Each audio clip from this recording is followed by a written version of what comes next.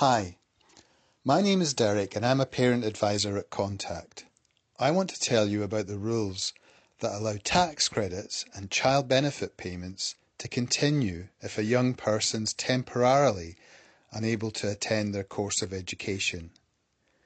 If you have a son or daughter who's aged between 16 and 19, they need to be in full-time non-advanced education for you to continue claiming child tax credit and child benefit for them.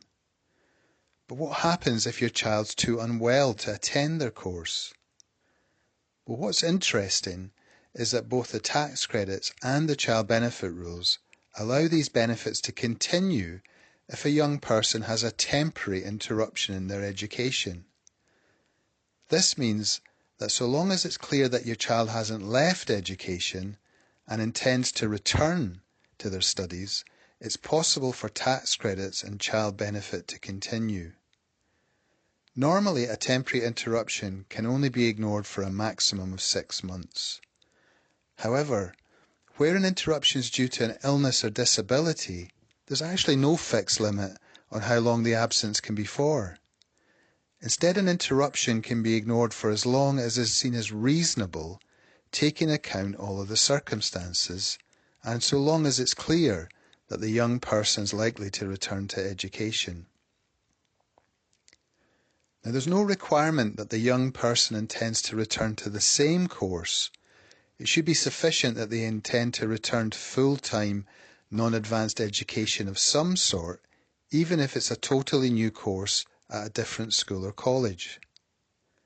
So if your son or daughter is currently unable to attend their course, you will have to tell both the tax credits and child benefit office about this. However, if your child's intending to return to education when better, make sure you ask them to continue making payments under the temporary interruption in education rules. If they stop your payments, seek advice from our helpline. The situation's more complicated if you're getting universal credit payments for your child as a dependent rather than getting tax credits. Unfortunately, universal credit payments for a dependent child can only continue during a temporary interruption if they remain registered on their course. If they lose their place on that course, you'll stop getting universal credit payments for them as a dependent, even if they intend to return to a different course. You can find out more about these rules on our Benefits at 16 webpage at contact.org.uk. Thanks for listening.